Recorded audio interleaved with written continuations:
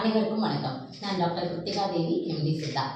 இந்த வீடியோவில் நம்ம பார்க்க போகிறது இரத்த குழாய்களில் ஏற்படக்கூடிய அடைப்பு, குறிப்பாக கால் பகுதிகளில் இருக்கக்கூடிய இரத்த குழாய்களில் ஏற்படக்கூடிய அடைப்பு. இது ஆர்டரிஸ், வெயின்ஸ் ரெண்டுலேயுமே ஏற்படலாம். இந்த அடைப்பை நம்ம இங்கிலீஷில் த்ராம்போசிஸ் அப்படின்னு சொல்லுவோம். இதற்கான காரணங்கள் என்ன அப்படின்னு பார்த்தோம்னா, முக்கிய காரணங்களில் முதலானது நிக்கோட்டின் பாய்சனிங்.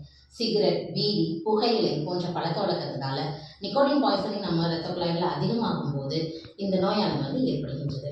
இதற்கு அடுத்த முக்கியமான காரணமாக கருதப்படுறது சர்க்கரை நோய்.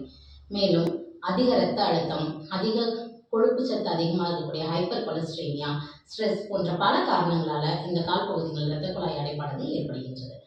இந்த கால் பகுதிகளில் ஏற்படக்கூடிய இரத்த குழாய் அடைப்பு உண்டானதுக்கான முதல் அறிகுறி கால் வலி ஏற்படுதல். இவ்வளோ நாள் நான் நல்லா நடந்துட்டு இருந்தேன் டாக்டர், கொஞ்சம் தூரம் கூட நடக்க முடியல, காலானது ரொம்ப வலிக்குதுன்னு சொல்லுவாங்க. அதுதான் இதனுடைய முதல் அறிகுறி.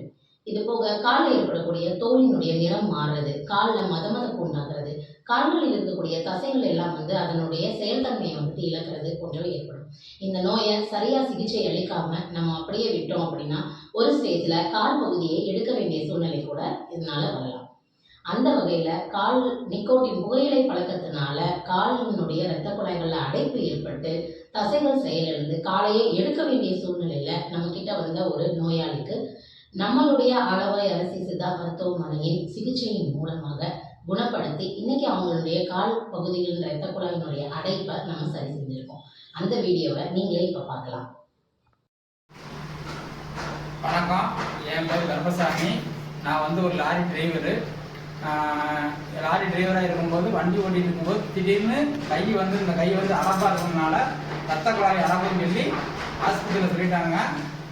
அங்கே போய் ஹாஸ்பிட்டலில் போய் பார்த்தா அவங்க கையை எடுக்கிற கண்டிஷன் ஆகி போச்சு. கையை எடுத்தாச்சு. அதே பிரச்சனை காலுக்கும் எனக்கு வந்துருச்சு. 2 காலுக்குமே வந்துருச்சு. 2 காலுக்கு வந்த உடனே ரத்த குழாய் அடப்புறதுனால காலை 2 காலையுமே எடுக்கணும்னு சொல்லிட்டாங்க. அந்த 2 காலை எடுக்கணும்னு சொல்லி சொன்னப்ப எங்களுக்கு ஒரு ஃபேஸ்புக் மூலியமா நாங்கள் ஆழ்வாய் அரசி குருகுலத்துக்கு மதுரை ஆழ்வாய் அரசி குருகுலத்துக்கு ட்ரீட்மெண்ட் பார்த்தோம். ட்ரீட்மெண்ட் பார்த்து 3 மாதத்துலேயும் எனக்கு கால் நல்லபடியாக ஆகி போச்சு. இப்போ எனக்கு அங்கே ட்ரீட்மெண்ட் எடுத்துக்கிட்டு இருக்கனால கால் எனக்கு நல்லா இருக்கு. வலி இருக்கா காலில்? வலி இல்லை. வலி இல்லை. உடம்பு எவ்வளோ கணம் இருந்துச்சு உங்களுக்கு? எப்படி இருந்தீங்க? முதல்ல ரொம்ப நடக்க முடியாமல் ஒரு படுத்த படுக்கையா தான் கிடந்தேன். நடக்கணும்னாலே ரொம்ப வரும்போது அப்படிதானே வந்தீங்க, டயர்டா? இப்போ எப்படி உடம்பு முகம் எல்லாம் மாறிடுச்சா? உடம்பு எல்லாம் முகம் மாறிடுச்சு. உடம்பு ஆரோக்கியமாவும் இருக்கு. எனக்கு ஹாஸ்பிட்டல் உங்களுக்கு எவ்வளவு டைம் கொடுத்தாங்க? 1 மாசம் தான் டைம் கொடுத்தாங்க. 1 மாசம் என்ன சொன்னாங்க?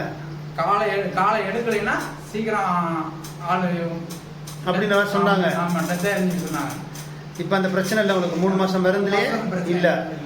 சரி, இப்போ நீங்க ஃப்ரீயா இருக்கீங்கல்ல? நல்லா இருக்கேன். சரி, ரொம்ப சந்தோஷம். நன்றிங்க ஐயா. எனக்கு ஆழ்வாய் அரிசி மருந்து சாப்பிட்டதுனால எனக்கு உடம்பு நல்லா. ரிப்போர்ட்ஸ்லாம் பார்த்துட்டீங்களா? இந்த மாதிரி பல விதமான வியாதிகளை தீர்க்க முடியாத பிரச்சனைகளை தீர்த்து பல நோயாளிகளை இந்த ஆலவாய் அரசி குருகுலமானது குணப்படுத்தியிருக்கு. உங்களுக்கு ஏதாவது தீர்க்க முடியாத பிரச்சனைகள் இருந்தால் நீங்கள் தாராளமாக எங்கள் ஆலவாய் அரசி குருகுலத்தை உங்கள் மருத்துவ ஆலோசனைக்கு தொடர்பு கொள்ளலாம். இதுக்கு மேலே எதுவும் தகவல் தெரிஞ்சுக்கணும்னா கமெண்ட் பாஸ் பண்ணுங்கள். நன்றி.